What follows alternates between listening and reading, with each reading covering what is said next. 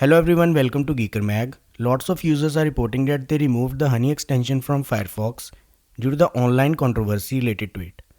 But what weird is that after uninstalling the extension, it reinstalled automatically and now there is no option to uninstall it or the same option is grayed out. For me, it's not the case, but users are facing this issue. The reinstallation happened after the affected user visited dell.com or similar website. And if you landed on this video, then it's possible that you are also facing the same issue. Well, Mozilla is aware of this issue and team is working on fixing it. In the meantime, here are possible things that you can do to delete Honey add-on or fix the issue. So without further delay, let's get started. If your browser is synced across multiple devices, an extension removed on one device might reinstall if it's still active on another. Ensure that Honey is uninstalled on all synchronized devices to prevent automatic reinstallation. Apart from this, if this doesn't work, disable sync for add-ons. For that, click on 3-line icon on the upper right corner, select settings, switch to sync tab on the left, and then on the right side, head over to syncing on section, click on manage sync. Now uncheck the box for add-ons and save. Apart from this, if you want, you can completely disable sync by clicking the disconnect button.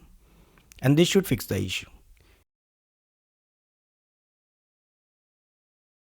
If this fails, in the browser address bar, type about:support and hit enter.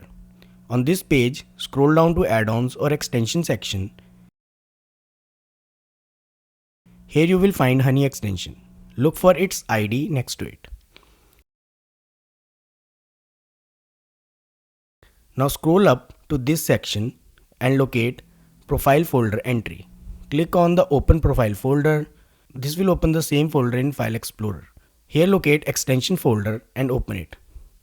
Now look for the same add-on ID. In my case, this is for Honey. Now close the browser first and delete the Honey XPI file with same ID. And this will remove the Honey. If this also fails, head back to About Support page and click on this refresh button. This will reset the browser to factory settings and it's possible that it will remove the extension. So that's all for this video. I hope this solution helps.